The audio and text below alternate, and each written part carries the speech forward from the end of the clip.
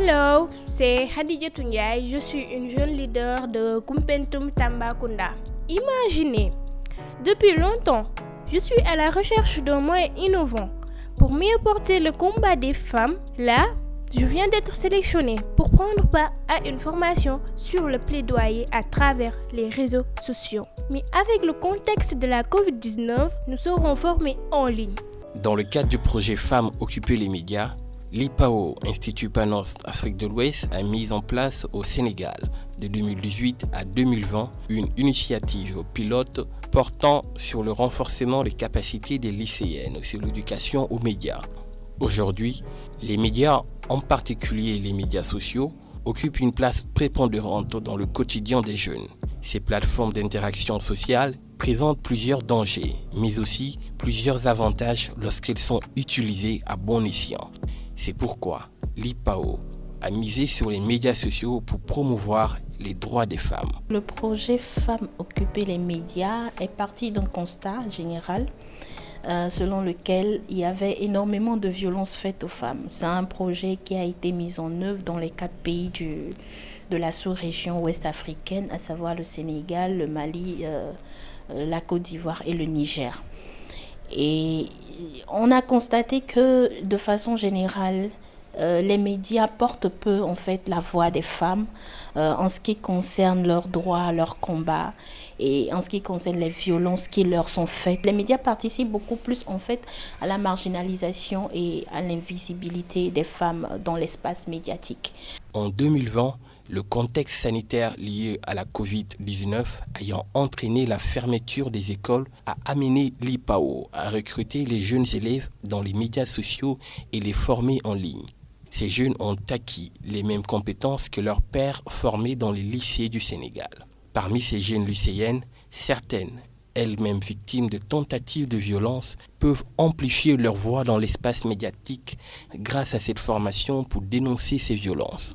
J'ai eu à vivre une chose qui m'a beaucoup marquée. J'étais une fois dans ma chambre, j'ai vu un homme devant moi, et un homme qui s'était habillé en noir. Il portait aussi une casquette, je me souviens bien. J'ai eu à crier et aussi tout le monde était venu. Il s'est enfui. Ça m'a beaucoup fait mal parce que je me suis dit que là où j'étais sans défense, j'étais innocente, j'étais frêle. Et quand même, cet homme voulait nourrir son désir. Mais heureusement qu'il n'a rien fait. Dès ce jour, je me suis activement dit que je devrais être une leader, quelqu'une de très forte, car j'ai eu à accepter cela comme une volonté divine. Ce programme de renforcement de capacité est une méthodologie qui permet de renforcer les connaissances des jeunes lycéennes sur les techniques de production et de diffusion de contenu médiatique, de les outiller à l'utilisation et à l'interaction dans les médias sociaux pour promouvoir les droits des femmes.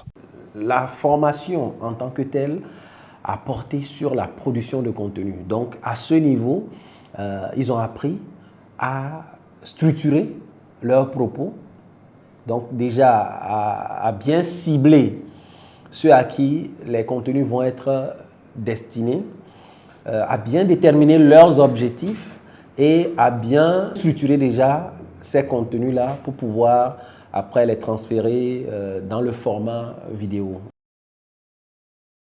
Impressionné parce que ces jeunes-là savaient déjà faire beaucoup de choses. Ils avaient des talents qui n'attendaient juste à être mis en lumière. Nous avons beaucoup appris sur le côté infographie. Nous avons appris à faire des créas images et des créas vidéo sur des thèmes que je peux dire que nous ne connaissions pas très bien. Les thématiques que nous avons abordées pendant la formation étaient centralisées sur les violences faites aux femmes, telles que les mariages précoces ou mariages d'enfants, les grossesses précoces, le viol surtout, et aussi les harcèlements notés. Les médias sociaux constituent un puissant outil qui permet aux jeunes lycéens de faire entendre leur voix sur les violations spécifiques faites aux femmes et aux filles. Grâce au renforcement de capacités, les jeunes peuvent produire des vidéos et des visuels et les diffuser sur les médias sociaux. Par rapport aux jeunes, qui ont été formés cette année. Il y a des jeunes qui sont sortis du lot. Il y a Khadijatou Ndiaye, Linguère Khadijatou Ndiaye, qui a fait un excellent travail de contenu et même en fait d'animation de communauté en ligne. Il y a aussi Fatou Diop de Saint-Louis, qui a aussi fait un travail de qualité. Pour cette formation, je l'avais vue dans le statut d'un ami sur WhatsApp. Donc, je me suis mis là-bas par curiosité. Je suis allée sur le site et je me suis inscrite. Et quelques jours après, on m'a appelé pour me dire que j'ai été sélectionnée parmi les 30. Dans le processus de sélection pour cette année, j'ai participé en fait au questionnaire qui a permis de sélectionner les différents jeunes et qui a permis aussi de détecter les jeunes qui avaient une certaine aisance par rapport aux nouvelles technologies et par rapport à l'utilisation du téléphone portable de manière générale. Avant, je ne les connaissais pas, donc je ne pouvais pas les faire. Même si on créait des photos, des vidéos, c'était juste pour le fun. Mais là, j'ai appris quelque chose qui me permettait de lancer des messages à travers le monde avec beaucoup de facilité. Cette formation m'a permis d'aller sur les réseaux sociaux tels que Facebook, que j'utilisais rarement, et pouvoir publier des créas sur des groupes et échanger un peu avec des jeunes que je ne connaissais même pas et qu'on peut dire que ça se fait à travers le monde et tout. Je pense que ces productions pourront contribuer à l'amélioration des conditions de vie des femmes parce que tout ce dont je parlais était directement lié aux causes de la femme et que c'était des messages, même si ça ne fait que 3 mots, ça avait quelque chose pour toucher les gens là où ils se trouvent dans le monde. Fatou Diop, qui a suivi la formation depuis Richard Toll, a acquis les mêmes compétences que les 330 élèves issus de 5 lycées du Sénégal, à savoir Thiès, Thiaroye, Gorée et Limamoulaye. Chaque année, 150 lycéens sont choisis dans 3 lycées sur la base de leur intérêt pour la thématique des droits des femmes et sur leur appétence et connaissance de l'utilisation des réseaux sociaux. La formation des lycéens est organisée en ateliers, soit 2 ateliers de 2 jours, chacun par lycée en direction de 50 élèves, organisés en sessions de 25 participants chacune. Les professeurs du RESA-CLAP jouaient le rôle d'encadreurs et participaient à identifier les élèves devant participer à la formation.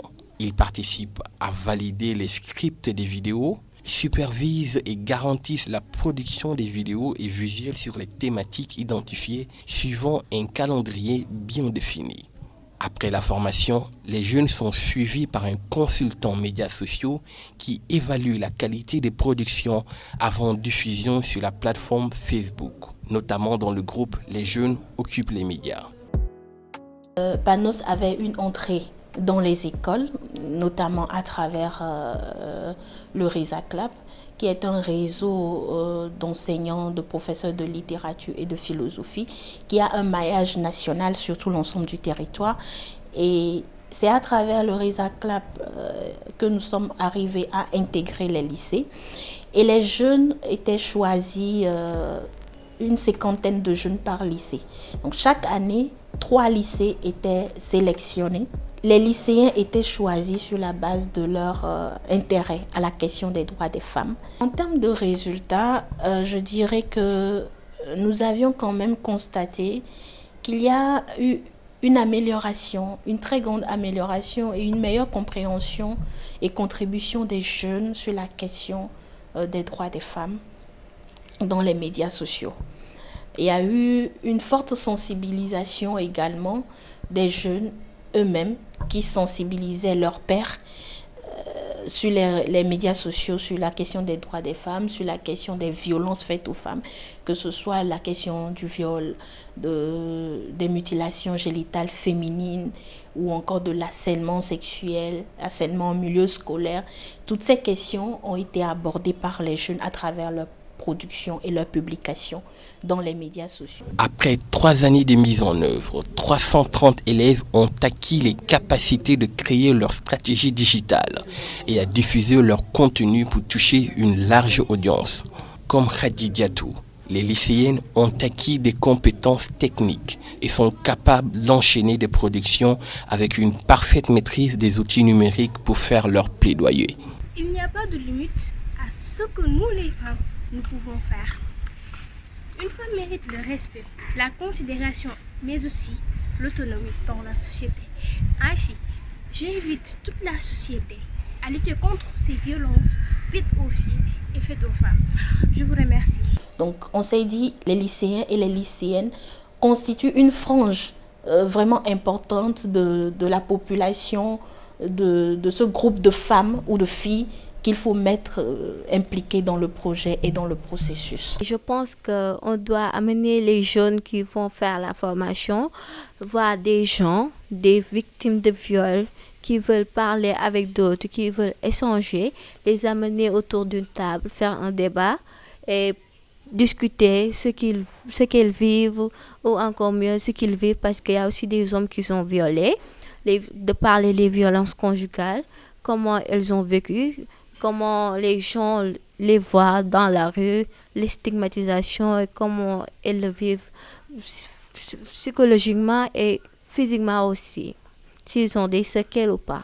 Les publications que ces organisations avaient faites sur la question du viol ont été relayées par les jeunes élèves dans les médias sociaux pour sensibiliser davantage sur la question des droits des femmes. Et ces organisations ont participé en fait à la mise en œuvre de la loi sur la criminalisation du viol, notamment les organisations qui faisaient partie du collectif d'Avadoy et qui sont arrivées à mettre en place, à amener le président de la République à mettre en place et à adopter la loi, à faire voter la loi sur la criminalisation du viol. Ainsi, plus de 300 vidéos et plus de 300 visuels ont été produits et diffusés par les jeunes et plus de 80 000 personnes ont été touchées sur les médias sociaux au cours du projet. Cette éducation aux médias qui peut leur permettre également d'accroître leur capacité à analyser et à développer un sens critique des informations publiées sur les réseaux sociaux doit être pérennisée pour espérer créer plus de changements. La première chose vraiment à faire, c'est de continuer. Continuer par faire déjà ce qu'on fait et aussi réfléchir sur comment toucher plus de personnes. Si on revient vraiment dans le contexte de ce projet, les publications étaient partagées essentiellement sur Facebook. Et du coup, il faut peut-être penser à aller vers des plateformes qui sont beaucoup plus aptes à présenter les contenus qui sont partagés à un grand nombre de personnes. Donc, déjà, continuer et multiplier, repartager, reposter les productions sur d'autres plateformes. Je pense que c'est un élément qui peut permettre à ce qu'on touche plus de personnes et créer plus de changements.